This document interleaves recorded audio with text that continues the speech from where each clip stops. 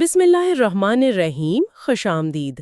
The missing dots میں آج the missing dots پر ہم ساؤتھ ایشیا کے اسلامک ہسٹری کے ایک بہت ہی منازع اور اکثر گپ گپ میں چرچے جانے والے باب کا جائزہ لیتے ہیں۔ اہل حدیث موومنٹ کا اتھان، اس کے سماجی اور سیاسی اسباب، اس کے رہنما، اس کے دعوے، اس کا اثر اور وہ سوالات جو مومن، متفکر، شک پذیر اور منفکر سب کے ذہنوں میں گھومتے رہتے ہیں۔ نہ ہم تعریف کرنے آئے ہیں، نہ تنقید۔ ہم صرف اتنا کرتے ہیں کہ جو بات لوگ چھپ کر کے پوچھتے ہیں اسے زبان دیتے ہیں، کیونکہ یہاں خاموشی ختم ہوتی ہے اور تحقیق شروع۔ واقعی، اور تحقیق بہت ضروری ہے، کیونکہ آج ہم جس تحریک کے بارے میں بات کر رہے ہیں نا، اس کی شروعات دراصل ایک شدید مایوسی کے دور سے ہوئی تھی۔ اچھا۔ ہاں، مطلب اگر ہم 19ویں صدی کے نصف میں دیکھیں، جب مغل سلطنت کا سورج تقریباً غروب ہو رہا تھا، تو مسلمانوں کے اندر ایک عجیب سی بے چینی تھی۔ اور پھر 1857 کی ناکام جنگ آزادی آئی۔ اس نے تو پورے سب کانٹیننٹ کو ہی ہلا کر رکھ دیا تھا۔ بالکل، اس نے اس بے چینی کو ایک عالمی صدمے میں تبدیل کر دیا۔ سیاسی طاقت تو چھین ہی چکی تھی، تو قوم اپنے زوال کی وجوہات یہاں وہاں تلاش کر رہی تھی۔ دیکھیں، جب کوئی قوم باہر سے ہار جاتی ہے نا، تو وہ اپنا احتساب کرنے کے لیے اندر کی طرف دیکھتی ہے۔ یعنی یہ صرف زمین یا اقتدار کھونے کا مسئلہ نہیں تھا، بلکہ ایک وجودی بحران تھا۔ میں سوچ رہی ہوں لوگوں کو لگنے لگا ہوگا کہ شاید اللہ ان سے ناراض ہے، اور ان کی جو مذہبی حالات ہیں وہی اس سیاسی زوال کی بنیادی وجہ ہے۔ صحیح پکڑا آپ نے، یہی وہ بنیادی نقطہ ہے جس نے اس نئی فکر کو جنم دیا۔ اصل میں معاشرے میں اس وقت بہت سی بدعات عام ہو چکی تھیں۔ ہاں، وہی درگاہوں والی باتیں۔ جی، درگاہوں اور مزارات پر ایسی رسومات ادا کی جا رہی تھیں جن کا اصل دین سے دور دور تک کوئی تعلق نہیں تھا، وہ محض مقامی ثقافتی اثرات تھے۔ اور دوسری طرف علماء کا ایک بڑا طبقہ صرف پرانی فقہی کتابوں پر اندھا انحصار کر رہا تھا۔ مطلب اجتہاد عملی طور پر بند تھا۔ مکمل طور پر نئے مسائل پر غور و فکر کا دروازہ بند ہو چکا تھا۔ ایسے ماحول میں اس تحریک کی فکری بنیاد دراصل 18ویں صدی میں ہی شاہ ولی اللہ دہلوی نے رکھ دی تھی۔ انہوں نے پہلی بار مسلمانوں کو واپس براہ راست قرآن اور حدیث کی طرف بلایا تھا۔ لیکن دیکھیں، شاہ ولی اللہ تو ایک مفکر تھے نا۔ ان کی فکر کو عملی جامہ پہنانے اور عوام تک پہنچانے میں ان کے بعد آنے والوں کا کردار زیادہ واضح نظر آتا ہے۔ خاص طور پر سید احمد بریلوی اور شاہ اسماعیل دہلوی کا ذکر تاریخ میں بہت اہم ہے۔ ہاں، جن کی شہادت 1831 میں بالاکوٹ کے مقام پر ہوئی تھی۔ بالکل۔ تو میں یہ جاننا چاہتی ہوں کہ انہوں نے کس طرح اس فکر کو ایک باقاعدہ تحریک کی شکل دی، اور یہ طریقہ محمدیہ کیا تھا جس کا ذکر ہمیں تاریخی کتابوں میں ملتا ہے؟ اصل میں طریقہ محمدیہ اسی عملی تحریک کا ہی نام تھا۔ اس کا مقصد بہت واضح اور ٹھوس تھا، یعنی زندگی کے ہر معاملے میں براہ راست نبی کریم کی سنت اور طریقے کو اپنانا۔ صحیح۔ اور صدیوں کے دوران دین میں شامل ہو جانے والی جو ثقافتی آمیزش تھی نا، اسے پوری طرح ختم کرنا۔ شاہ اسماعیل دہلوی نے ایک کتاب لکھی تھی، تقویت الایمان۔ اس کتاب نے اس وقت کے معاشرے میں ایک بھونچال لا دیا تھا۔ تو واقعی مطلب ایسی کیا سخت باتیں تھیں اس میں؟ انہوں نے نہایت سخت لفظوں میں درگاہوں پر مانگنا، منتیں مانگنا اور ایسی تمام رسومات کو براہ راست شرک اور بدعت قرار دیا۔ اس وقت کے روایتی معاشرے کے لیے یہ باتیں بہت جھٹکا دینے والی تھی۔ ظاہر ہے، صدیوں کی عادت تھی لوگوں کی۔ بالکل۔ پھر بعد میں 1860 کے دہائی میں سید نذیر حسین دہلوی اور نواب صدیق حسن خان نے اس عملی جد و جہد کو مزید منظم کیا، اور وہاں سے باقاعدہ اہل حدیث کی اصطلاح اپنائی گئی۔ اچھا، چلو اس کو تھوڑا عام فہم بناتے ہیں میری سمجھ کے مطابق۔ یوں سمجھتے ہیں کہ جیسے کسی موبائل فون میں وقت کے ساتھ بہت سی فضول ایپس اور وائرس آ جاتے ہیں جو فون کو سلو کر دیتے ہیں، تو ہم اسے فیکٹری ریسیٹ کرتے ہیں۔ اہل حدیث تحریک نے بھی شاید یہی چاہا کہ صدیوں کی ثقافتی رسومات اور فقہی پیچیدگیوں کی جو کیشے میموری ہے اسے ڈیلیٹ کر کے دین کو واپس اس کے اوریجنل سورس، یعنی صرف قرآن اور صحیح حدیث پر ریسیٹ کیا جائے۔ سبحان اللہ، یہ بہت بہترین مثال دی آپ نے۔ شکریہ۔ پر میں سوچ رہی ہوں کہ نیت تو دین کی اصلاح کی تھی، پر اس ریسیٹ کے نتیجے میں سوسائٹی میں کیا ری ایکشن آیا؟ آسان تو نہیں رہا ہوگا۔ بالکل آسان نہیں تھا۔ اور اس فیکٹری ریسیٹ کا نتیجہ بالکل ویسا ہی نکلا جیسے کسی چلتی ہوئی مشین کو اچانک بند کر کے اس کے پرزے الگ کرنے پر نکلتا ہے۔ مطلب سسٹم کریش کر گیا۔ تعبیر ایسی ہی سمجھ لیں، جب صدیوں سے رائج نظام کو پوری طرح مسترد کر دیا جائے تو پہلے سے موجود ڈھانچے سے ٹکراؤ ناگزیر ہو جاتا ہے۔ برِ صغیر کے مسلمان صدیوں سے ایک مخصوص فقہی نظام اور تصوف کے اثرات میں زندگی گزار رہے تھے۔ خاص طور پر حنفی فقہ کا یہاں بہت اثر رہا ہے۔ جی ہاں، جب اہل حدیث نے آ کر ان سب بنیادوں کو چنوتی دی تو شدید اختلافات جنم لینے لگے جو آج تک ہماری صفوں میں تقسیم کا باعث ہیں۔ یہاں مجھے ایک الجھن ہو رہی ہے، اگر وہ ثقافتی بوجھ اتار کر واپس قرآن اور حدیث پر جا رہے تھے تو اصول پر تو تمام مسلمانوں کو ان سے اتفاق کرنا چاہیے تھا نا؟ پھر یہ تصادم دیوبندیز اور بریلویز کے ساتھ اتنا شدید کیوں ہو گیا؟ اصل اختلاف تھا کیا؟ اصل تصادم کا جو بنیادی نقطہ تھا وہ تقلید کا انکار تھا۔ اچھا، تقلید؟ ہاں، صدیوں سے عام مسلمان اسلامی قوانین اور عبادات کے مسائل میں 4 مشہور اماموں میں سے کسی ایک کی فقہ پر عمل کرتے آ رہے تھے۔ اہل حدیث علماء نے دعویٰ کیا کہ چاروں اماموں کی جو تقلید ہے، یعنی ان کے فیصلوں کو بغیر براہ راست دلیل جانے ماننا، یہ دینی اعتبار سے درست نہیں ہے۔ تو وہ کیا چاہتے تھے؟ ان کا اصرار تھا کہ ہر وہ شخص جس میں تھوڑی سمجھ بوجھ ہے اسے صدیوں پرانے فقہی اجماع کے بجائے براہ راست آتھینٹک حدیث اور قرآن سے رہنمائی لینی چاہیے۔ لیکن ویٹ، اگر ہر عام آدمی اپنی سمجھ کے مطابق براہ راست حدیث سے مسائل نکالنے لگے تو کیا اس سے معاشرے میں افراتفری نہیں پھیلے گی؟ میرا مطلب ہے دین کا فہم حاصل کرنا، عربی زبان کی باریکیوں کو سمجھنا، یہ سب تو ہر کسی کے بس کی بات تو نہیں۔ یہ تو ایک کھلی دعوت انتشار لگتی ہے مجھے۔ یہی وہ احتجاج تھا جو دیوبندی اور بریلوی علماء نے پوری طاقت سے اٹھایا۔ انہوں نے ان پر تنقید کی کہ اس تحریک نے جاہلانہ اجتہاد کا دروازہ کھول دیا ہے۔ صحیح کہہ رہے تھے وہ بھی اپنی جگہ۔ ہاں، ان کا موقف تھا کہ جب تک کوئی شخص علوم اسلامیہ میں انتہائی پختگی حاصل نہ کر لے، اس کے لیے براہ راست حکام نکالنا خطرناک ہے، کیونکہ آدھا علم ہمیشہ گمراہی کی طرف لے جاتا ہے۔ تو اہل حدیث نے اس کا کیا جواب دیا؟ اہل حدیث علماء اپنا دفاع اس دلیل سے کرتے ہیں کہ اندھی تقلید اور اندھے یقین سے یہ کہیں بہتر ہے کہ مسلمان دلیل اور تحقیق کی عادت ڈالیں۔ ان کا ماننا تھا کہ اگر کوئی نیا جدید مسئلہ سامنے آئے تو پرانے فتووں کی کتابیں کھنگالنے کے بجائے سیدھا اصول دین کی طرف رجوع کرنا زیادہ مناسب ہے۔ اچھا، عقائد کی سطح پر بھی تو ان کا اختلاف کافی واضح تھا۔ سنا ہے ان کا عقیدہ اثری کہلاتا ہے۔ عام الفاظ میں اس اثری عقیدے کا آخر کیا مطلب ہے جس پر ان کا دوسرے مسالک سے اتنا اختلاف رہا؟ دیکھیں، اثری عقیدے کا مطلب ہے عقائد کی ایسی شکل جس میں لفظیت پر یعنی لٹرلزم پر انتہائی زور ہو، خاص طور پر اللہ کی صفات کے حوالے سے۔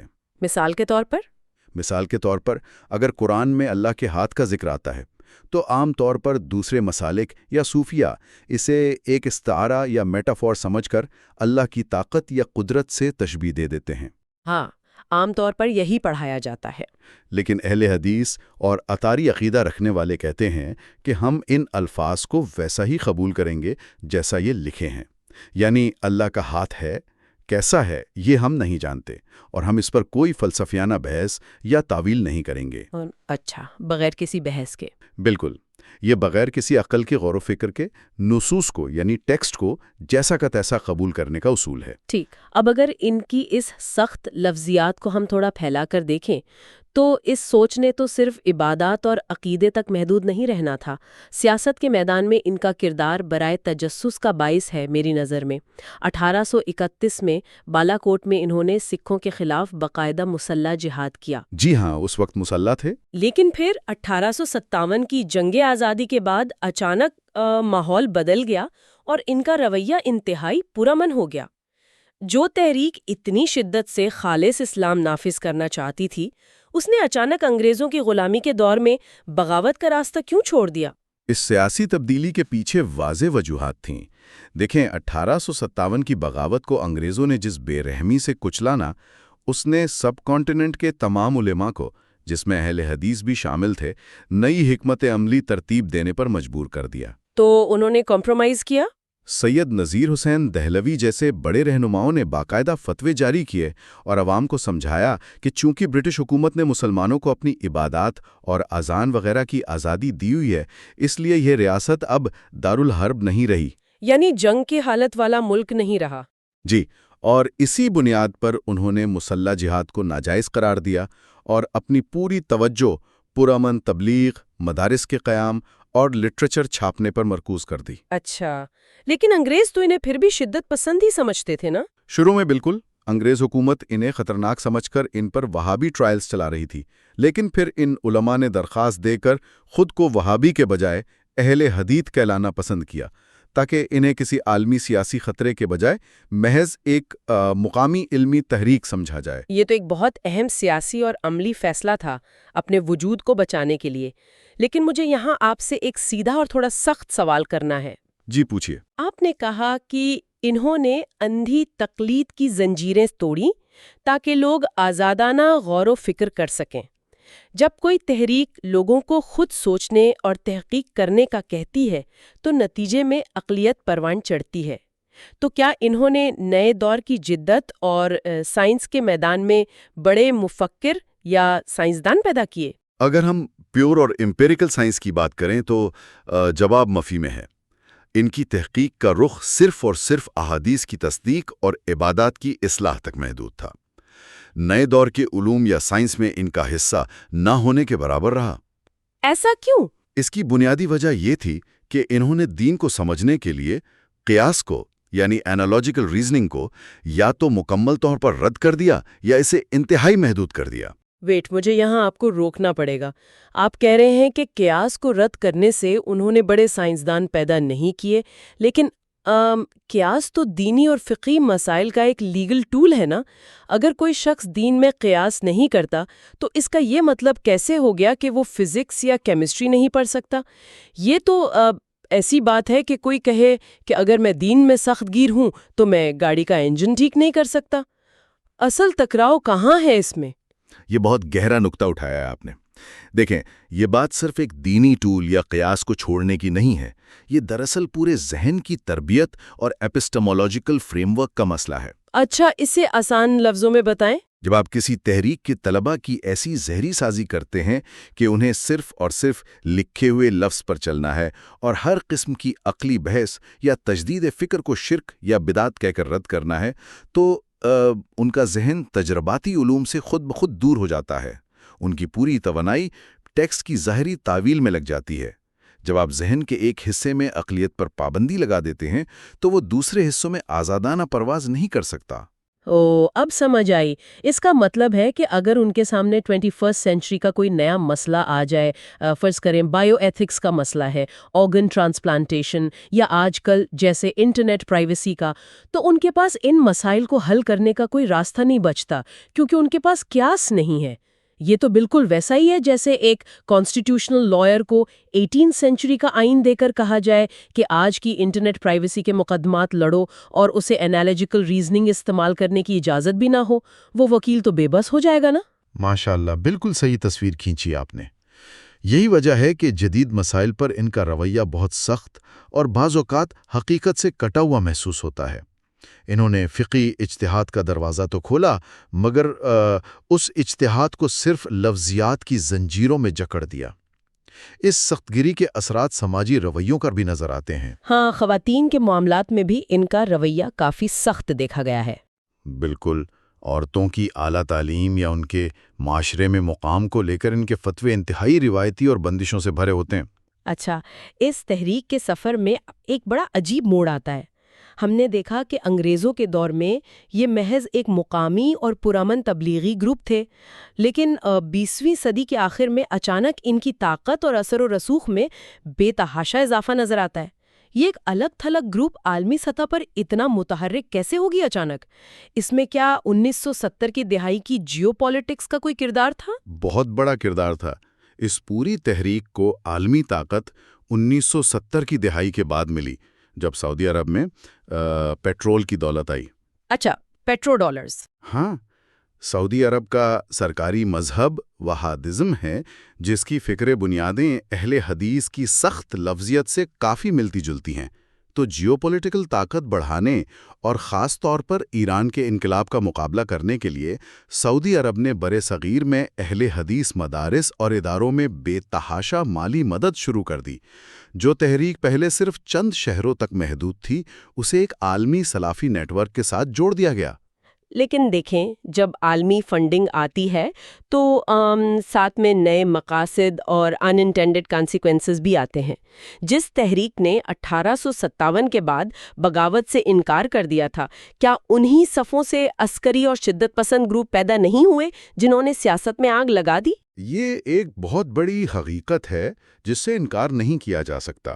اگرچہ مین سٹریم اہل حدیث علماء اور عام عوام کا جو اکثریتی طبقہ ہے وہ آج بھی پرامن تبلیغ کرتا ہے اور ان کا دہشت گردی سے کوئی واسطہ نہیں، لیکن عقائد کی اس انتہا پسندی نے ایک ایسی خلص اور غیر لچکدار فکری فضا ضرور قائم کی جس میں عسکری تنظیموں نے پناہ لی۔ کشمیر کے حوالے سے ایسی تنظیمیں بہت ایکٹیو رہیں۔ جی، لشکر طیبہ اس کی سب سے بڑی مثال ہے۔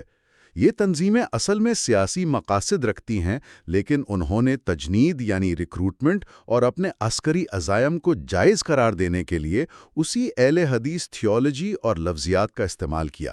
اس گٹھ جوڑ نے سب کانٹیننٹ کی سیاست میں بہت ہلچل مچائی۔ واقعی یہ پورا سفر دراصل ایک تضادات سے بھرا ہوا ڈرامہ لگتا ہے۔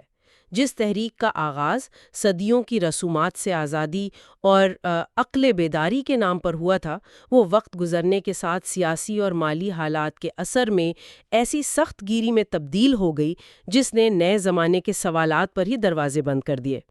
اور اسی لیے آج جب ہم اس مسلک کا مطالعہ کرتے ہیں تو یہ بحث اٹھتی ہے کہ عقائد کی شدت اور لفظیات کی وجہ سے کیا نئے زمانے کا نوجوان دین سے دور ہو رہا ہے۔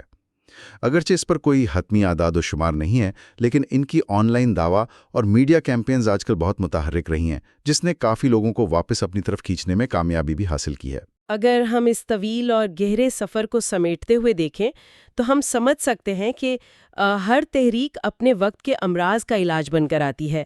جب سوسائٹی میں بدعت اور اندھی تقلید بڑھ گئی تھی تو اہل حدیث نے دین کو ان رسومات سے نکالنے کی کوشش کی، مگر اس کے نتیجے میں امہ میں نئے ٹکراؤ بھی پیدا ہوئے۔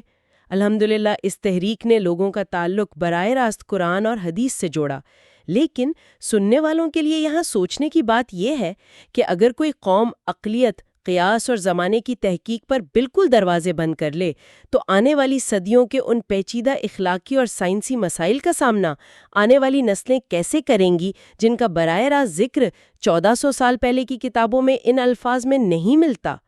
یہ وہ سوال ہے جس پر ہم سب کو ٹھہر کر سوچنا چاہیے۔ اللہ ہمیں توفیق دے۔ چلو چلتے ہیں۔ اس چینل دی مسنگ ڈاٹس کو فالو کرنا نہ بھولیے۔ شکریہ۔